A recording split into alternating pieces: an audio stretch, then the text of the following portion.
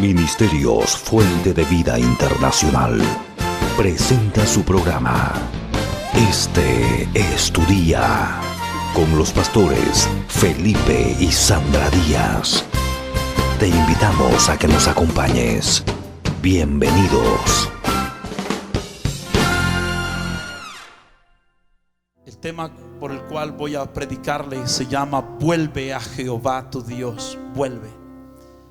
Si hay algo terrible, el viernes pasado hablaba, es que Dios esté llamando a un pueblo que ya son sus hijos, que le esté diciendo: ¿por qué no consultaron conmigo? Ahora Dios no le está llamando aquí en esta escritura a un pueblo rebelde, egipcio, filisteo, sino le está hablando a su propia iglesia, a su propio pueblo. Le está diciendo: vuelve a Jehová tu Dios. En el capítulo 14 del libro de Oseas, versículo 1 dice: vuelve, oh Israel, a Jehová tu Dios, porque por tu pecado, ¿qué dice? Has caído. Israel había caído.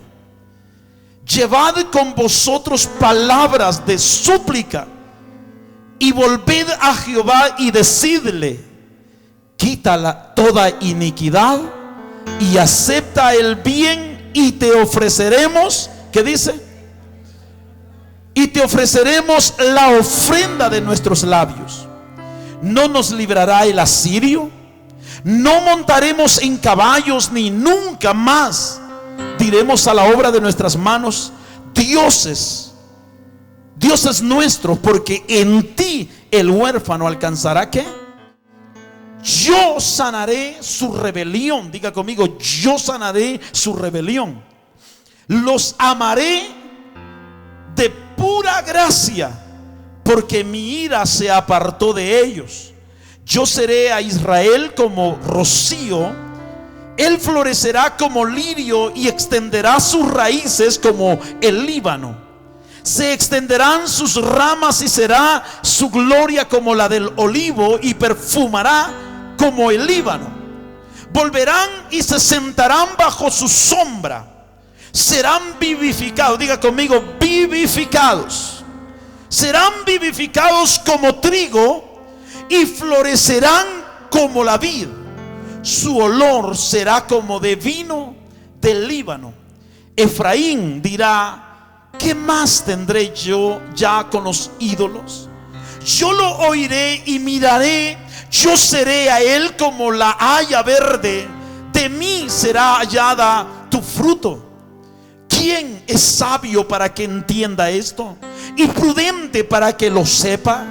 Porque los caminos de Jehová son rectos. Diga conmigo: rectos. Y los justos, ¿quiénes andarán? Los justos andarán por ellos, mas los rebeldes, ¿qué dice? Caerán en ellos. Buen Dios y Padre, hoy venimos a humillar nuestro rostro, Señor, pidiéndote a ti misericordia, pidiéndote a ti, Dios mío, una palabra de bendición, una palabra, Señor, de revelación, una palabra direccional sobre tu pueblo. Yo sé que este pueblo, Dios mío, ha aprendido a escuchar tu voz, pero también sé que hay muchos, Señor, que así se les ha hecho fácil alejarse de ti. Yo te pido, Dios, que hables a sus vidas. Te pido que abras, Señor, los oídos y el entendimiento de tu pueblo. Te pido que hoy, Señor, la gracia tuya sea derramada sobre nosotros. Hemos podido ver tu gloria hoy. Sabemos que caminas con nosotros. Sabemos que caminas en este ministerio. Dígale a toda la iglesia: Señor, háblanos. Hable con él, dígale: háblanos. Porque si Dios te habla, vas a ser edificado. Porque si Dios te habla, vas a caminar rumbo a la bendición. Porque si Dios te habla, vas a entrar en un tiempo de bendición en tu vida. La iglesia camina en derrota y en fracaso. Si no es fracaso espiritual, es fracaso financiero. Si no es financiero, fracaso en su familia y en todos los aspectos de nuestra vida. Hay áreas que están caídas. Señor, nosotros no queremos fallar. Nosotros queremos caminar contigo. Queremos que tú seas quien camines con nosotros. Yo voy a predicar esta palabra. Señor, usa mis labios. Señor, enséñame esta palabra, traer una palabra direccional a tus hijos. Aún aquel corazón duro, aquel corazón rebelde, Señor, trae una palabra direccional de parte tuya, Señor. Humanamente, Dios mío, me quito de este altar, Señor, y te pido que uses mis labios, Padre, para que toda palabra que salga de mis labios no sea palabra mía, sino palabra tuya, trayendo dirección a tu pueblo, Señor. En el nombre de Jesús. Amén, Señor Jesús. Y amén. Te pedimos en esta tarde que nos hables. Amén. Y amén. Aleluya. Por favor, tome su lugar un momento. Vive Dios para siempre. Es terrible. Algunos capítulos de la Biblia son de mayor peso. Toda la Biblia es importante, pero hay ciertos versículos que en su momento Dios trae una claridad a nuestra mente y a nuestras vidas. Dios trae una luz reveladora a nuestro espíritu. Y puedo encontrar en este capítulo 14 del libro de Oseas, de esas porciones bíblicas que cargan un peso impresionante de parte de Dios. Quiero que me esté escuchando. Dios, mis amados hermanos, en esta escritura está haciendo un reclamo. Está hablando con una nación que un día fue una nación fiel, una nación obediente, una nación que caminó con Él. Yo puedo decir que esta escritura nos habla de un Dios de amor, de misericordia, el cual no ama el castigo ni quiere castigarnos. Un Dios que anhela que nosotros nos volvamos a Él, que volvamos al Señor, que volvamos a Él con toda nuestra alma y con todo nuestro corazón. Un Dios, hermanos, misericordioso. Cuando yo leía, de hecho me tomé el tiempo para leer los 14 capítulos del libro de Oseas, y encontraba cosas, hermanos, que tocaron mi corazón, y que muchas veces nosotros como padres podemos identificarnos con el corazón de Dios. Miren el capítulo 13, versículo 9, si está conmigo en la lectura. Miren lo que Dios le dice. Y muchas veces pasa eso para nosotros que tenemos hijos jóvenes, hijos adolescentes. Miren lo que le dice el Señor: te perdiste, oh Israel, mas en mí está tu ayuda. Te perdiste. ¿En qué momento te perdiste? Hermanos, la vida cristiana es una vida de compromiso. Diga al que está al lado suyo: es una vida de compromiso. La vida cristiana tenemos un compromiso, pero más que ser un compromiso con los pastores Díaz o la iglesia Fuente de Vida, tenés un compromiso, o todos tenemos un compromiso con Dios. Tenemos un compromiso con nuestro Salvador. Tenemos un compromiso con ese Dios que nos ama, con ese Dios que anhela que nuestra vida entre en nuevas dimensiones. Y Dios le dice a Israel: te perdiste, oh Israel. ¿Cuántas veces nosotros no hemos visto a nuestros hijos perderse? A veces miramos a nuestros hijos tan desorientados y le decimos: ¿a dónde te desconectaste, papito? ¿A dónde te fuiste? ¿Qué pasó contigo? Hablaba con mi hermano Mario Jr. esta semana y me decía: pastor, leía una escritura donde Dios habló a mi corazón sobre donde el apóstol Pablo decía: hijitos, por quienes vuelvo a tener dolores de parto. El apóstol Pablo entendía el corazón de Dios. ¿Usted sabe qué es tener dolor de parto? Las hermanas tal vez sí, las hermanas que han tenido bebé, las que no saben ni siquiera un poquito. Nosotros de varones ni siquiera tenemos una idea de qué significa tener dolores de parto, pero de alguna forma el apóstol Pablo se había enterado, se había dado cuenta que era tener dolores de parto. Y él le decía a la iglesia de los Gálatas: hijitos míos, por quienes vuelvo a tener dolores de parto. Hermanos, le estaba hablando a una iglesia que no entendía. Le estaba hablando a una iglesia que se había desviado. Le estaba hablando a una iglesia que estaba perdiendo la fe. Él mismo le dijo: ¿quién los engañó? ¿Quién los desvió? Ustedes caminaban bien. ¿Quién los apartó del verdadero camino? ¿Sabía usted que nosotros como padres sufrimos dolores de parto por nuestros hijos? Y nosotros como pastores, cuando yo empiezo a ver actitudes de desánimo, y yo digo: este hermano ya se va a ir de la iglesia, ya va a entrar otra vez en el mismo proceso, y empezamos a llorar y empezamos a clamar. Usted no sabe cuántas veces yo he orado por usted. Usted no sabe cuántas veces nosotros como pastores hemos sufrido por verlo a usted sufrir. Hermano, nosotros como padres sufrimos al ver a nuestros hijos sufrir. Y el apóstol Pablo le decía: oh, porque vuelvo a tener dolores de parto. Y los hijos como que sin nada, como que no les importa. Usted no sabe el dolor que usted causa como hijo espiritual cuando usted toma actitudes de rebeldía, actitudes de negativismo, actitudes de pleito, de contienda. Usted no sabe el dolor que causa a sus padres, a sus pastores.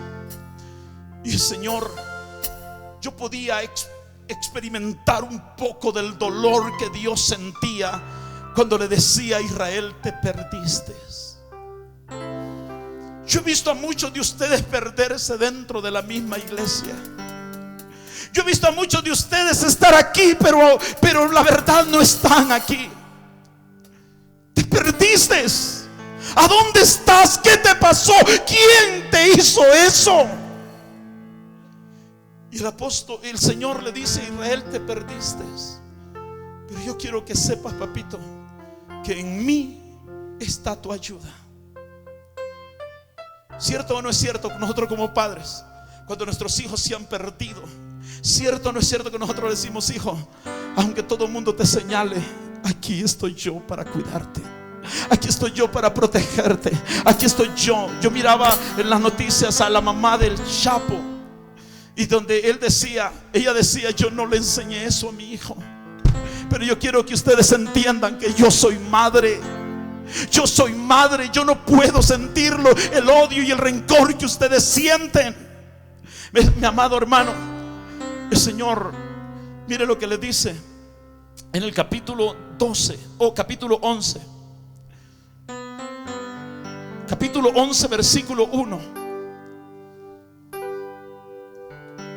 Cuando Israel, como dice, era muchacho, ¿qué dice? Yo lo amé, y de Egipto llamé a mi hijo. Hermano, Dios no miraba a una nación, Dios miraba que esa nación eran sus hijos.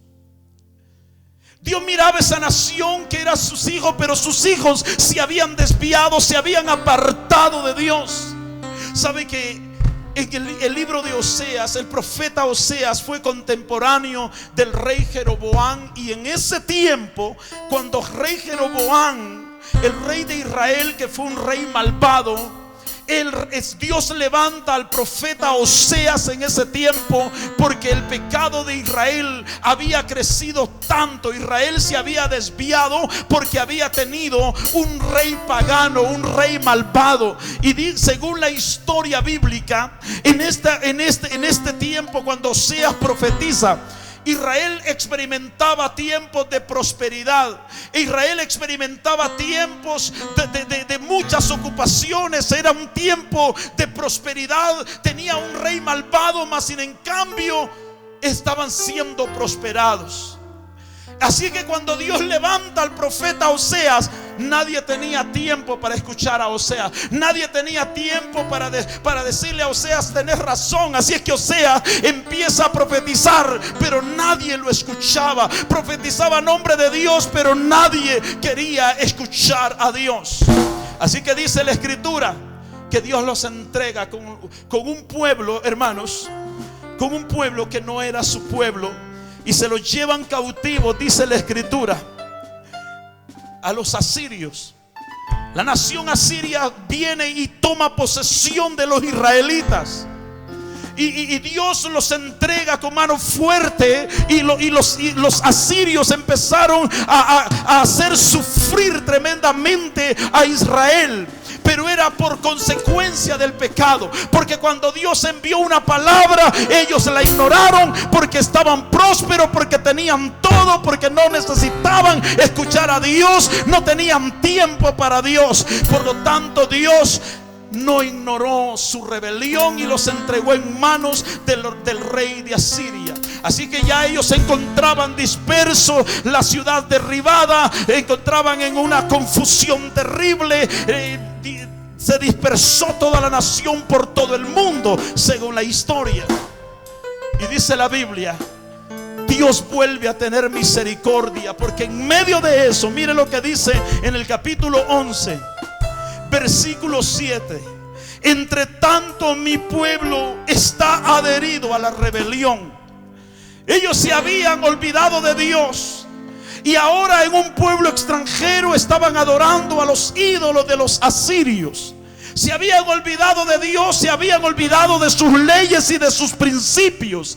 Pero Dios, aunque estaban cautivos, Él desde allá esperaba que ellos en su aflicción clamaran a Dios y Dios poderlos libertar. Pero ellos no clamaron, al contrario, se metieron más y más al cautiverio. Y por eso dice la Biblia: entre tanto mi pueblo está adherido a la rebelión contra mí, aunque me llaman, como dice, el Altísimo, ninguno absolutamente me quiere enaltecer.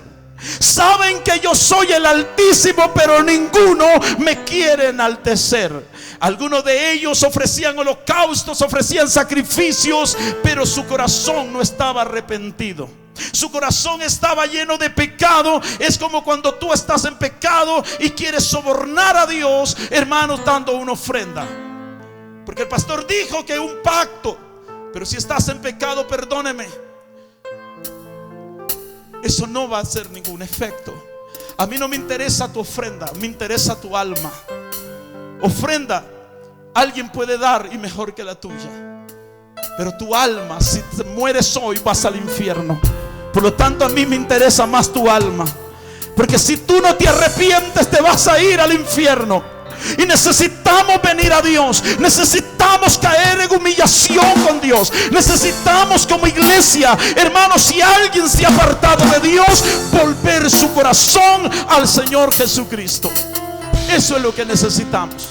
Y eso es lo que Dios busca. Dios no busca tu posición. Dios no busca si eres abogado, eres ingeniero, o Dios no busca qué posición tienes, o eres de una clase humilde, hermanos, o pobre. Dios busca tu corazón. Dios es el dueño de todo, y en un solo momento te puede dar todo lo que tú necesitas. Por lo tanto, el hombre, lo que más necesita el hombre no es dinero, no es casa. Lo que el hombre necesita es tener una relación personal con Dios. Eso es lo que el hombre necesita. Necesitamos alinear nuestra vida con Dios. Necesitamos entrar en obediencia con Dios. Dios no quiere tu música. Dios no quiere tus cantos. Dios no quiere, hermanos, tu danza. Si esa danza o ese canto o esa música no viene de un corazón arrepentido. Dios quiere tu alma. Dígale al que está al lado suyo: Dios quiere tu alma. En el capítulo 11, versículo 8, mire lo que dice: como padre, ¿cómo podré abandonarte, oh Efraín? ¿Cómo crees que te puedo abandonar? Hermano, ellos ya estaban dispersos. Ellos ya cualquiera pudo haber dicho: bueno, ¿para qué Dios se preocupa? Ya esa nación ya no existe. No, para Dios, aunque estaban dispersos, eran sus hijos. Es como que a un hijo suyo, por rebelde, por vender droga, por ladrón, hermano, lo metan preso. Yo sé que todo el mundo se puede olvidar, pero una madre o un padre jamás se puede olvidar de sus hijos, ¿cierto? Así era Dios. ¿Cómo podré abandonarte, oh Efraín? Te entregaré yo, Israel. ¿Cómo podré yo hacerte como Adma o ponerte como a Zeboín? Mi corazón se conmueve dentro de mí, se inflama toda mi compasión. Usted puede escuchar a Dios en esta tarde cuando le dice: mi corazón se conmueve dentro de mí, se inflama toda mi compasión. Quiero salvarte, pero no puedo porque estás en rebeldía. Quiero ayudarte, pero no puedo. Sé cómo librarte de esa situación, pero no puedo librarte porque estás mal, porque estás en rebeldía, porque estás en pecado. Te quiero sacar de la pobreza, pero no puedo porque estás en rebeldía. Le has dado un derecho legal a Satanás con tu pecado. Le has dado un derecho legal a Satanás con tu indiferencia hacia mí. No te puedo librar, pero no te voy a dejar. No te voy a dejar. Quiero que lo sepas. Dios no te va a dejar. Y por eso es que usted se puede ir lejos. Usted se puede apartar de Dios como usted se le antoje. Pero yo le digo algo: del ojo de Dios no te vas a poder librar. Había un joven, hijo de pastor, que dice, él estaba cansado, él no quería saber nada de la iglesia. Hay muchos hijos de pastores que no quieren saber nada de Dios y de la iglesia. Así que este joven, el pastor oraba y oraban por sus hijos. Y un día el hijo se cansó de escuchar a mamá: hijo, ve a la iglesia. Se cansó de escuchar a papá: vamos a la iglesia. Y lo traían a la fuerza. Y un día se enojó y dijo: me voy. Y se fue a rentar otro lugar. Y el lugar donde fue a rentar, resulta que había un cristiano. Y le empezaron a decir: Cristo te ama, Cristo te está esperando, vuélvete al Señor. Y él se tapó los oídos y dijo: Señor, déjame en paz, yo no quiero nada contigo.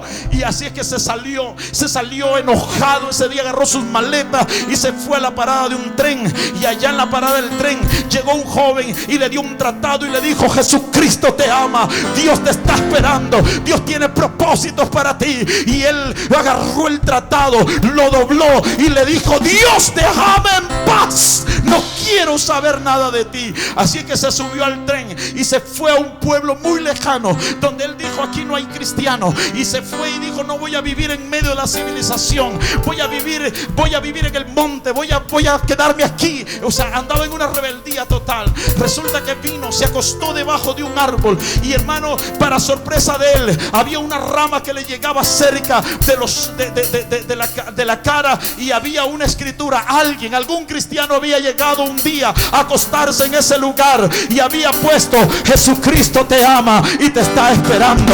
Hermanos, donde quiera que esté el hombre, Dios lo va a llamar, porque Dios te ama. No importa si eres rebelde, no importa si eres drogadicto, no importa si eres borracho, no importa si eres prostituta, no importa quién tú eres, Dios te está esperando, porque fuiste marcado por Dios. Fuiste marcado por Dios. En el año 1995, en ese tiempo yo tenía 19 años, y con una pasión, un hombre apasionado como ahora, agarré, me afiancé de Dios como nunca antes lo había hecho. Toda la vida me había criado en la iglesia y me habían traído a los servicios, y amé a Dios desde pequeño, pero nunca antes lo había amado como esa vez. Llegué a California a los 16 años y empecé a servir a Dios con todo mi corazón. Empecé a servirlo como levita. Barría la iglesia, dormía en el templo, me llevaban comida a la iglesia. Yo empecé a servir a Dios iba a evangelizar todos los días. En las tardes, los domingos me iba a las calles, al MacArthur Park, allí en Los Ángeles, California, en la Vermont y Pico púlpito, ahí predicaba y compré una bocina y predicaba con un micrófono, y allí empecé a servir a Dios con esa pasión y con ese amor. Salíamos de la escuela dominical, todo el mundo se iba a su casa, pero yo no tenía familia, así es que yo me iba al parque a evangelizar.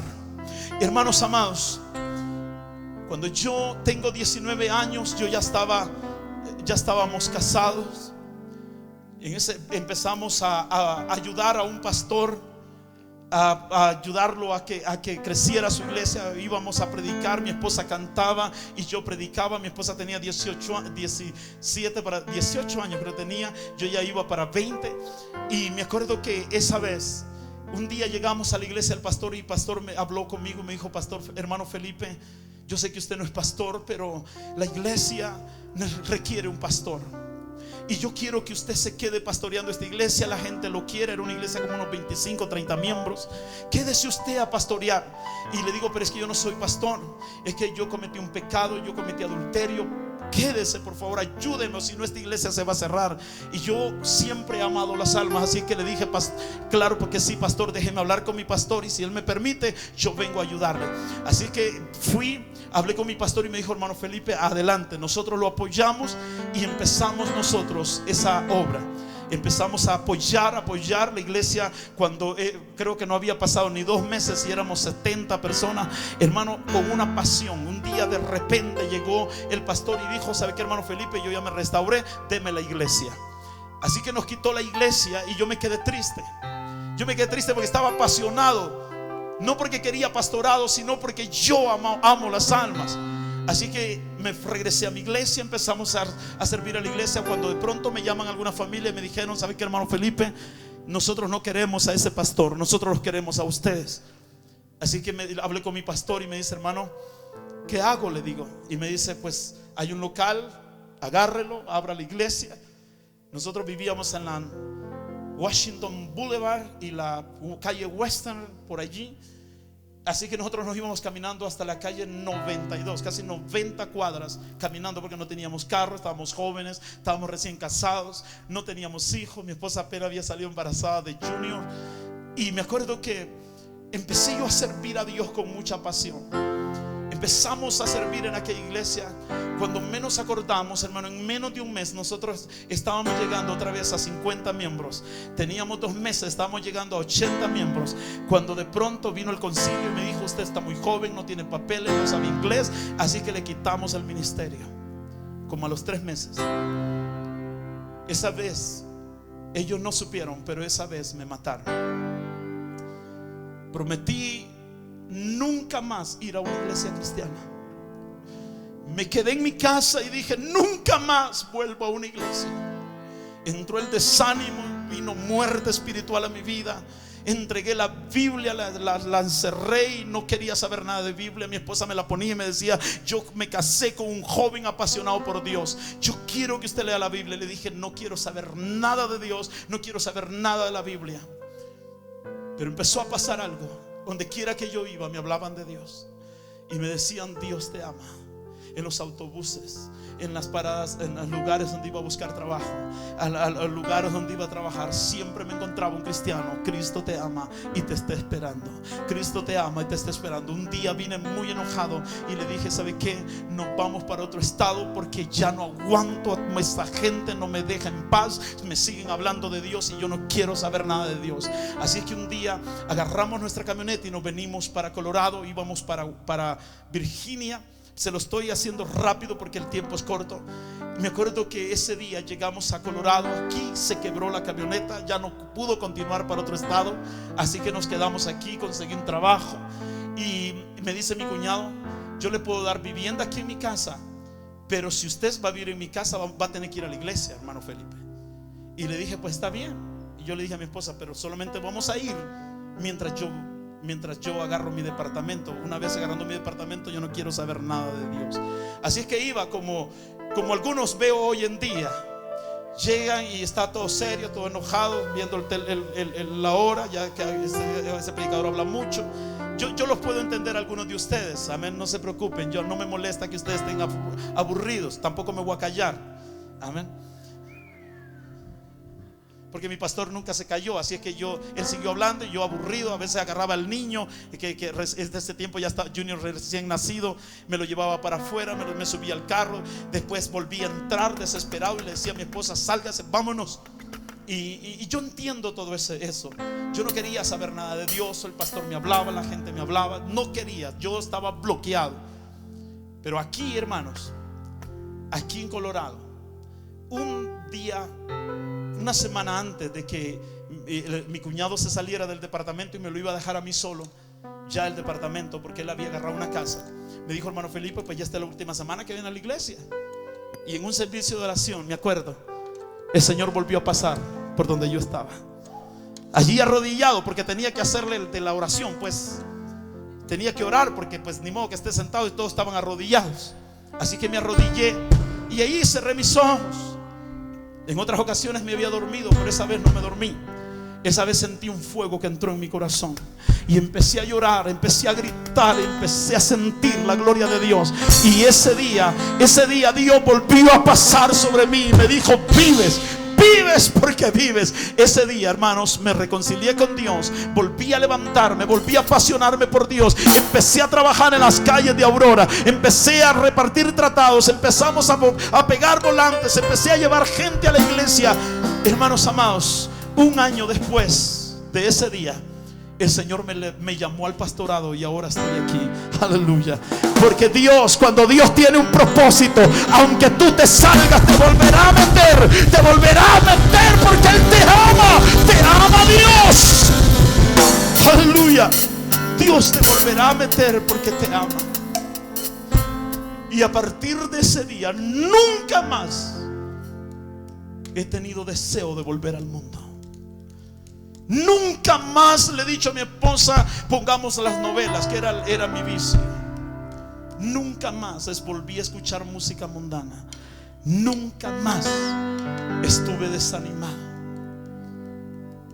Nunca más dije: jamás quiero saber nada de Dios. Porque ese día Dios tocó mi corazón y yo supe que había nacido para servir a Dios. Y hoy mi oración es a Dios: Señor, si un día, si tú sabes que yo te voy a fallar, si tú sabes que yo voy a volver a comer algarrobas al mundo, prefiero que me quites la vida, me pongas una enfermedad de cáncer, de SIDA, lo que sea, o simplemente que me pase un camión, pero prefiero irme contigo que volver a probar esos pasos del mundo. Mis amados hermanos, ese es el trato que yo tengo con Dios. Prefiero morir antes que volver al mundo, porque yo sé que el corazón de mi familia lloraría. Yo sé que el corazón de mi Dios lo haría sufrir, porque Él me ama. Yo sé que mi madre no soportaría, pero yo sé que mi alma se iría al infierno si llego a morir. No sé si vuelva a tener otra oportunidad como ese día. Conozco gente que se desanimó y nunca más se volvió a levantar. Me acuerdo que esa ocasión allá en California, un copastor de una iglesia me dijo: hermano Felipe, si usted abre una iglesia, yo voy a apoyarlo y voy a darle con todo. Hermanos, teníamos una semana hablando de eso, cuando ese hombre había caído en las drogas y tomaba mucho. Pero me decía: si usted se levanta, yo he visto su corazón, que aunque joven he visto que ama a Dios, y me apasiona verlo así. Si usted se abre un ministerio, yo le prometo que voy a serle fiel a Dios y voy a servir a Dios. Ese día que me dijo eso, él salió. A las 2 de la mañana me tocaron la puerta y me vinieron a decir que un carro había tenido un accidente y le pasó por encima y le destripó la cabeza. Ese hombre había sido un copastor. Conozco gente que se ha apartado de Dios y ya nunca más volvieron. Qué lindo es que Dios te ha dado oportunidad a ti, pero si sigues jugando, no estoy seguro si Dios te va a dar otra oportunidad. No estoy seguro, pero lo que yo sí sé, que antes de que algo trágico venga a tu vida, Él te va a hablar como esta noche: volveos a mí. Él te va a hablar porque te ama. Él te va a hablar porque Él es Padre. Él es Padre y te ama. Él es Padre y te ama. Mire lo que le dice en el versículo 9 del capítulo 11. No ejecutaré el ardor de mi ira. No voy a derramar el ardor de mi ira sobre ti, ni volveré para destruir a Efraín, porque Dios soy y no hombre, el santo en medio de ti, y no entraré en la ciudad, porque esa ciudad está llena de pecado. Pero quiero decirte que soy Dios, por eso no te voy a destruir. Si fuera hombre, la mano del hombre no tuviera misericordia, pero mi mano tiene misericordia. Y en esa porción bíblica del capítulo 14 encontramos a un Dios amoroso diciéndole: vuelve, oh Israel, a Jehová. ¿Qué puede hacer el hombre sin Dios? ¿A dónde podemos ir sin Dios? Ellos se apoyaron en el brazo de carne, Isaías 31. Se apoyaron en el brazo de carne, pero dice: ese brazo de carne traerá confusión. ¿Cuántos quieren apoyarse en el brazo del Omnipotente? Dios hacía un llamado: apóyate en el brazo del Omnipotente. Apóyate en el brazo de Dios. Mis amados, encontramos como primer llamado aquí en esta escritura, es un llamado a arrepentimiento. Y le dice: vuélvete, oh Israel, a Jehová tu Dios, porque por tu pecado has caído. Llevad con vosotros palabras de súplica. En otras palabras, entra y humíllate delante de Dios. Mire lo que dice esa misma porción bíblica en el libro, en la Biblia Dios habla hoy. Mire lo que dice esa escritura. Aleluya. Dios está llamando a su pueblo. Dios está llamando a su iglesia. Vuélvete Israel al Señor tu Dios. Tú que caíste a causa de tu pecado, volveos al Señor, llevando con vosotros esta oración. Escúcheme, esta oración: perdona toda nuestra maldad y recibe con benevolencia las alabanzas que te ofrecemos. O sea, empieza a decirle: arrepiéntanse. Lo primero que Dios demanda es que nos volvamos a Él. Pero si alguien está decidido a volverse a Dios, lo primero que tiene que hacer es arrepentirse. Lo primero que Dios demanda de nuestra vida es arrepentimiento. Dios no está requiriendo una confesión falsa, una confesión vana, una confesión: sí, Señor, te prometo, pero al ratito sigues haciendo lo mismo. Dios quiere una conversión. ¿Sabe por qué? Porque te ama. ¿Sabía usted, si usted se muere hoy, usted va a ir al infierno? Si usted sabe que si usted no anda bien con Dios, si usted llega a morir, si usted anda en pecado, si usted anda en fornicación, si usted anda en adulterio, si usted anda mintiendo, si usted anda robando, si usted es un hipócrita, si usted es una persona chismosa, dice la Biblia: ningún mentiroso entrará en el reino de los cielos, ningún borracho, ningún adúltero entrará en el reino de los cielos. La Biblia lo dice. Por eso encontramos en el libro de Hechos, donde el Señor le dice en el capítulo 3 versículo 19, le dicen: arrepentíos y convertíos. Hermano, Dios está requiriendo una conversión de parte de nosotros. Hermano, Dios está requiriendo que nosotros nos arrepentamos. Y arrepentirse es sentir dolor por lo que hemos hecho y cambiar de actitud y cambiar de comportamiento.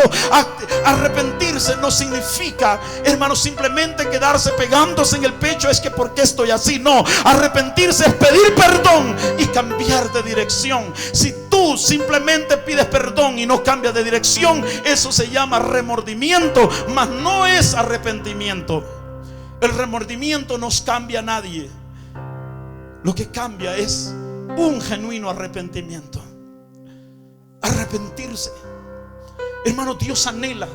De nada serviría que usted venga a la iglesia todos los días. De nada serviría si que usted, hermanos, venga, ofrende, diezme y tenga un liderazgo. De nada serviría. Yo no puedo andar cuidando a los líderes. Yo no puedo andar cuidando a los músicos, a los diáconos, a los escuderos. Yo no puedo andarte cuidando tu vida espiritual. Tú tienes que aprender a ser responsable. Hermano, a mí nadie me cuida para vivir en santidad. Es mi responsabilidad. Yo sé que si yo peco, me voy al infierno si llego a morir. Entonces nadie te tiene que cuidar tu vida espiritual. Es tu responsabilidad.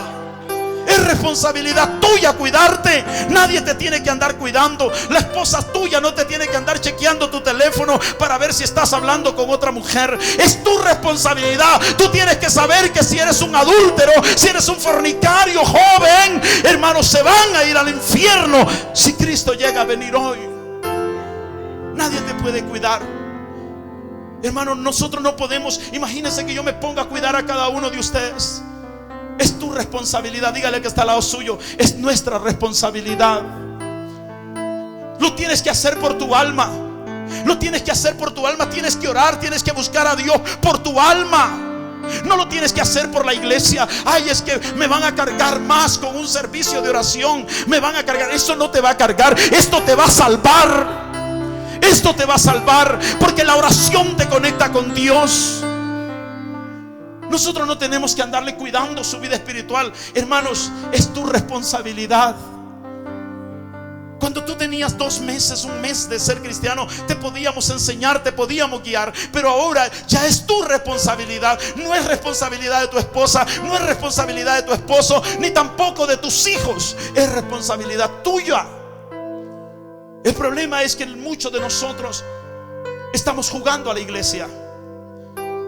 Tenemos una doble cara. Hermanos, déjeme decirles, le estoy predicando con amor, porque también amor es decirle la verdad. Hay gente que tiene una doble cara. En la iglesia es una cosa, pero en la casa o en el trabajo tienen otra actitud. Tienen otra actitud de impíos. La actitud de nosotros, los hijos de Dios, debe de ser una actitud mansa, una actitud sometida, una actitud, hermanos, rendida a Dios. Ay, es que mi papá no me cuida. Ay, es que mi mamá no me motiva. Ay, es que mi esposo no me ayuda. Es tu responsabilidad. Yo a mi esposa no le ando diciendo tiene que orar, ni tiene que leer la Biblia. Es responsabilidad de ella. Es responsabilidad de ella. Ella tampoco me anda diciendo, mire, ya es tarde, estudie, haga esto. No, yo conozco mi responsabilidad. Tenemos que ser responsables. Toque al que está al lado suyo, dígale, tenemos que ser responsables. Dejemos de ser vagos y empecemos a orar, y empecemos a leer la Biblia, y empecemos a agarrar nuestro compromiso, nuestra responsabilidad. No sean vagos. Tenemos que ser responsables. ¿Por qué tengo que ser responsable? ¿Sabes por qué? Una única razón y suficiente. Porque si Cristo viene y tú no estás bien con Dios, te vas a quedar y tu alma despertará en el infierno. Por eso tienes que ser responsable. Por eso tienes que orar. Por eso es que hay que apagar la televisión. Por eso es que hay que ayunar. Por eso es que hay que orar. Por eso es que tenemos que vivir en comunión. Por eso yo tengo temor a acostarme molesto con mi esposa. Yo tengo temor a acostarme, hermano, enojado. Yo tengo temor a acostarme con rencor y con odio. Todas las noches le digo al Señor, esto me ofendió, me lastimó, pero yo te pido y que libertes a mi hermano, a mi hermana. Señor, estas palabras que escuché, yo me libero, porque si tú vienes esta noche, yo quiero despertar contigo en gloria. Aleluya. Tenemos que ser responsables. Tenemos que ser responsables con nuestra vida. Aleluya. Nicodemo, un principal, hermano, de la sinagoga de los judíos, un fariseo, dice la Biblia en el libro de Hechos capítulo 3, le pregunta al Señor: Señor, sabemos que eres maestro, sabemos que eres de Dios, porque nadie puede hacer las obras que tú haces si no está Dios con él. Tú eres de Dios. Y el Señor no le dice: tenés razón, mira qué bueno que descubriste. No, Jesús le dijo: de cierto os digo que el que no naciere de nuevo, si no naces de nuevo, no vas a entrar al reino de Dios. Dios no estaba necesitado, ni le importaba hablar de teología con un hombre que no tenía a Dios. Dios estaba interesado en que este hombre conociera el arrepentimiento. Dígale al que está al lado suyo: Dios está interesado que tú te arrepientas y procedamos al arrepentimiento. Dice la Biblia: Dios no quiere que nadie se pierda, sino que todos procedamos al arrepentimiento. Nicodemo pensó: a lo mejor vamos a tener una cátedra, una plática, una enseñanza. Voy a recibir una enseñanza del maestro. Porque le llega con una astucia y le dice: maestro, sabemos que eres de Dios, porque nadie puede hacer las cosas que tú haces si no está Dios con él. Él pensó que Dios le iba a decir: qué bueno que te diste cuenta, mira vos, ¿y quién te enseñó que yo era? No. El Señor le dijo: de cierto te digo que si no nacieres de nuevo, no puedes entrar o no puedes ver el reino de Dios. Hermanos amados, Nicodemo tenía conocimiento. ¿Cuántos de ustedes tienen conocimiento?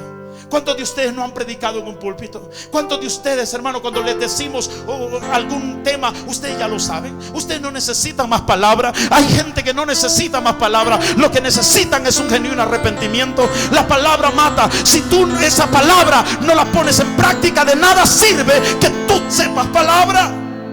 Lo que necesitamos es poner en práctica ese conocimiento. Es poner en práctica lo que nosotros hemos aprendido. Hermanos, debemos de dejar ya de estar peleando entre nosotros. Debemos de dejar ya de estar murmurando entre nosotros. Debemos de dejar ya de estarnos criticando entre nosotros mismos. Debemos de dejar ya todas esas cosas en las manos de Dios. Y tenemos que empezarnos a preocupar por quién yo soy delante de Dios. A mí no me importa lo que la gente diga quién soy yo. Hermanos, a mí me debe de importar quién dice que yo soy. ¿Está conmigo? Jesús le dice a los discípulos: ¿quiénes dicen los hombres que soy yo? Unos dicen que eres Elías, otros dicen que eres el profeta.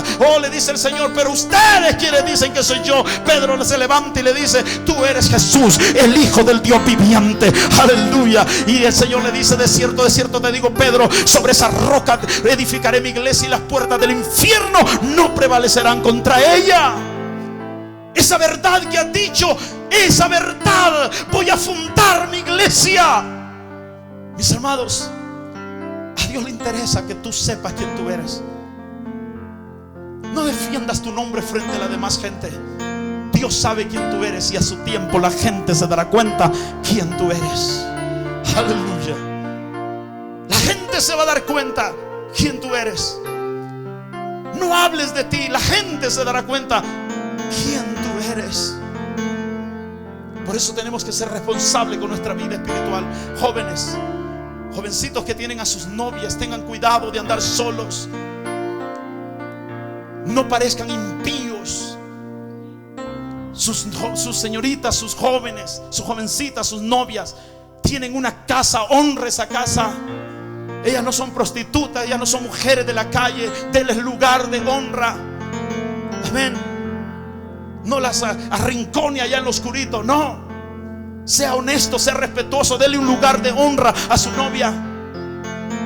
Muchachas, señoritas, hijas de Dios, sepan darse a respetar. Un hombre que no es capaz de respetarte ahora que eres novio, cuando estés casado tampoco te respetará. Honremos a nuestras parejas. Si queremos que Dios se involucre en nuestras vidas, si queremos que Dios esté involucrado en nuestras relaciones, necesitamos que Dios, hermanos, que nosotros le demos un lugar de honra.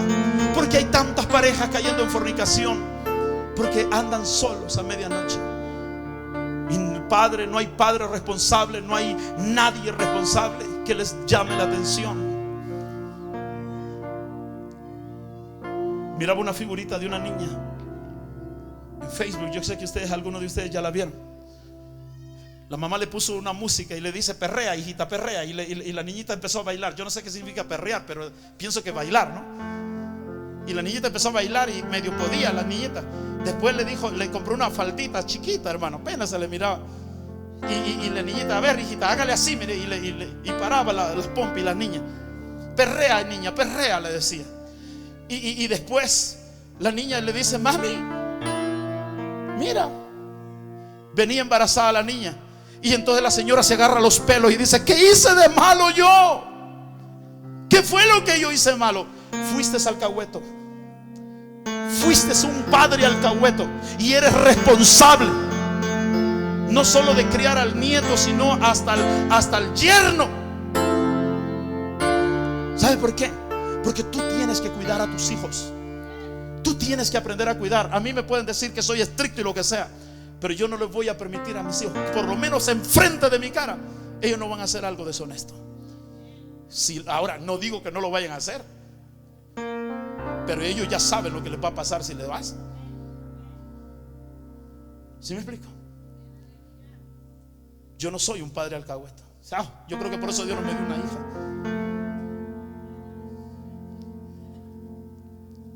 Tenemos que respetarnos, darnos nuestro lugar. Usted, joven, si ama a esa joven, no la vaya a mirar allá a la escuela, allá a la salida, en el parque. Vaya a mirarla a su casa.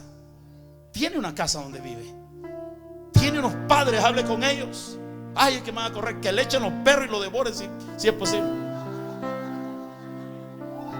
Pero si la quiere, dele un lugar de honra. ¿Qué es eso de que andamos allá por las ramas? Hay que darle un lugar de honra.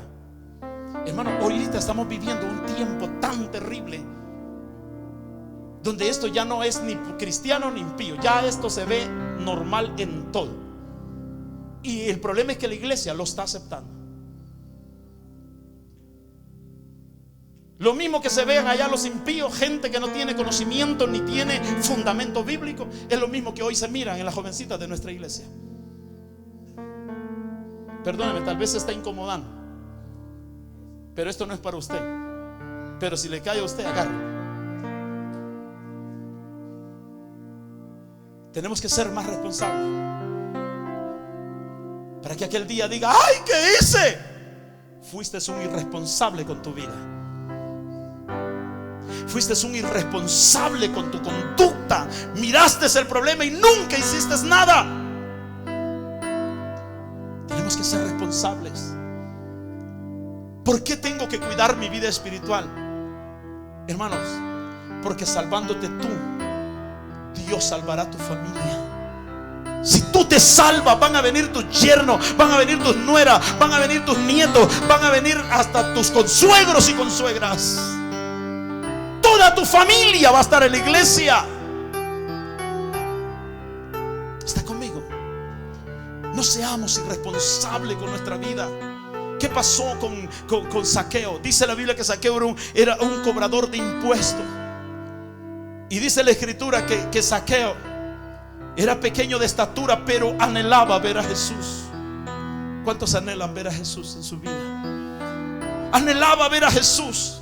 Y dice la Biblia que Zaqueo corrió, y cuando miró que Jesús venía entrando, dice que no pudo alcanzar mirarlo porque era pequeño de estatura. Así es que corre y se sube. Él nunca pensó que esa actitud lo iba a conectar con la bendición de Dios. Así es que Dios, hermano, dice la Biblia que este hombre corre y se sube a un árbol, pequeño árbol, del tamaño de él casi, pero juntos ya hacían más, era más grande. Y dice la Biblia que cuando iba pasando Jesús, él lo miró. Pero algo que me impresiona fue que Jesús, teniendo una gran multitud, llamó a Zaqueo por su nombre y le dijo: Zaqueo, date prisa, porque es necesario que pose yo hoy en tu casa. Date prisa, porque es necesario que yo vaya hoy a tu casa. Y dice la Biblia que Zaqueo corrió a su casa. Yo pienso que preparó donde estaba Jesús, donde iba a estar Jesús, y lo recibió. Y cuando vio a Jesús, le dijo: Señor, si algo he robado, si algo he hecho malo, se lo devolveré 4 veces más a mi prójimo. Lo devolveré 4 veces más. Jesús hace una declaración y dice: hoy ha venido la salvación a esta casa. Hoy ha venido. Dios está interesado que la salvación toque a tu familia. Dios está interesado que la salvación toque a tus hijos. Dios está interesado que la salvación toque a tus nietos. Dios está interesado que la salvación toque toda tu generación. Pero hermano, ¿Cómo Dios lo va a hacer si no hay nadie que le busque? Zaqueo lo buscó, Zaqueo anheló ver a Dios, por eso Dios fue a su casa. Los fariseos decían: si supiera que este hombre es pecador, si supiera que este hombre, este Zaqueo es un hombre pecador, no entraría. Hermanos amados, pero ese hombre pecador anhelaba ver a Jesús. ¿Cuántos de ustedes anhelan ver a Jesús? Si tú y yo anhelamos ver a Jesús, lo vamos a ver. Lo vamos a ver obrar. Si hay cosas que ya hiciste mal, tal vez ya no las puedas rectificar, solamente te quedan las consecuencias. Pero quiero decirte que de hoy en adelante podemos hacer las cosas mejor. De hoy en adelante podemos cuidar nuestra vida. De hoy en adelante podemos ser más responsables. No le eches la culpa a la iglesia, no le eches la culpa a los hermanos, no le eches la culpa a tu líder. Hermano, la culpa solamente es de uno y se llamas tú. Tiene tu nombre, eres tú mismo. Tú eres el culpable de tu desánimo, de tu irresponsabilidad. No estás cuidando tu vida espiritual, no estás cuidando, no estás velando por tu familia. La Biblia dice: velad. Velad, y velar es estar despierto, es estar atento, es estar, hermanos, listo por si algo pasa. Es nuestra responsabilidad. Si velando pasan cosas, ahora imagínese si usted se duerme. Hermanos, ¿qué pide Dios de ti? Yo quiero terminar en este momento, no voy a poder dar todo mi tema. ¿Qué pide Dios de ti? Pide un corazón arrepentido. Yo veo muchos de ustedes que vienen a la iglesia, reciben un tema, se van a la casa a ver televisión, a comer, y la vida sigue igual. El domingo vienen otra vez otro tema, pero su vida de ustedes no está cambiando. Entonces quiero decirle que usted no está en la carrera todavía. Porque si usted está en una carrera y está en el mismo lugar, el problema no creo que sea la pista. El problema es usted. El problema es que usted todavía no ha arrancado la carrera. Si yo soy hoy el mismo que fui hace 3 años, yo no estoy corriendo la carrera. Voltea a ver el que tiene al lado y dígale: ¿qué tan lejos vas en esta carrera? Yo conozco gente que está peor que hace 3 años. Entonces quiere decir que iban bien, pero se detuvieron. ¿Y quién es el responsable? ¿La iglesia? No, tú. Tú eres el responsable. Obstáculos vamos a encontrar. Yo le dije al principio, somos una comunidad. Y en una comunidad vas a tener amigos como vas a tener enemigos. Si tú pintas la casa de rosado, hay gente que se va a enojar. Mira, qué hombre tan tonto, cómo pinta su casa así. Pero hay otros que van a decir: ay, qué bonito, qué buen gusto tiene. Entonces, ¿para qué? Tú píntalo como a ti te dé la gana. Sé responsable de tus actos. No esperes que la gente decida por ti, es tu responsabilidad. Somos responsables. Dígale al Señor: Señor, yo soy responsable. Porque en aquel día, si tú llegas a morir hoy, Dios no le va a decir: mira, espérate, voy a mandar a llamar al pastor Felipe para que venga a dar cuenta de ti. No, tú vas a dar cuenta. Dios no va a decir: no, espérate, voy a mandar a llamar a tu líder a ver qué cuenta da de ti. No, vas a ser tú el que te vas a enfrentar delante de los ojos de Dios. ¿Qué vamos a hacer? ¿Vamos a ser responsables con nuestra vida o vamos a seguir así? Yo le digo algo: Dios tiene un propósito para tu vida. O te conectas hoy, o te conectarás de aquí, tengas 60 años, pero no vas a tener la misma fuerza. Pero desde que te conectas, te conectas. Y si Dios te va a traer en una silla de ruedas o con una enfermedad, te va a traer. Pero que te trae, te trae. ¿Sabes por qué? Porque Él te ama. Él te ama. Dios nos ama. ¿Qué hubiera pasado si Dios hubiera dicho: me olvido de Felipe porque me falló, se portó rebelde? Yo no existiera hoy. Pero Dios me ama. Y Dios te ama a ti. Procura no perder tu tiempo en la vida cristiana. Gente que sepa la palabra hay mucho. gente que sepa tocar, gente que sepa ser levita, diácono, escudero. Hay muchos. Pero ¿cuántos hijos de Dios habrá que saben tocar el corazón de Dios?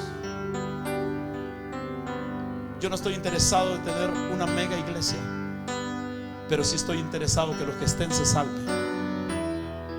Ahora mi pregunta es: ¿cuántos de nosotros estamos listos para irnos con Dios? ¿Cuántos de nosotros estamos listos, si Cristo viniera hoy, a irnos con el Señor? El carcelero de Filipo le dice al apóstol Pablo: ¿qué debo de hacer para ser salvo? Él le dice: arrepiéntete de tus pecados y serás salvo tú y toda tu casa. Dios, al salvarte a ti, no solamente está diciéndote salvo a ti. Dios quiere salvar a tu esposo, a tu esposa, a tus hijos. Pero tiene que haber un salvo en la casa. ¿Quién va a ser ese salvo? ¿La mujer? ¿El hombre? ¿Un joven? Tiene que haber alguien, uno aunque sea, que entregue su vida a Dios firmemente. Pero si los dos están sancochados,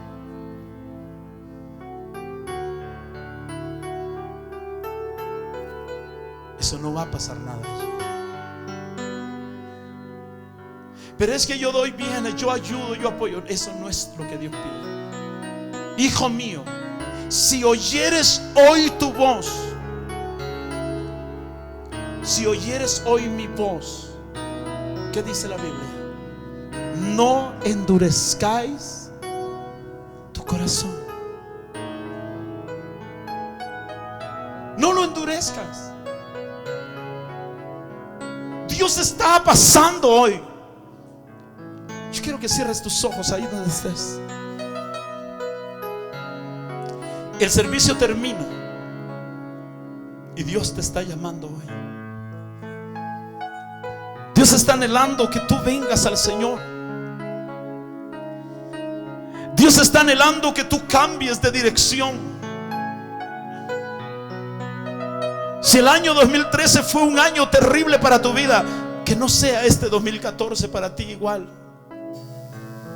Necesitamos venirnos a Dios.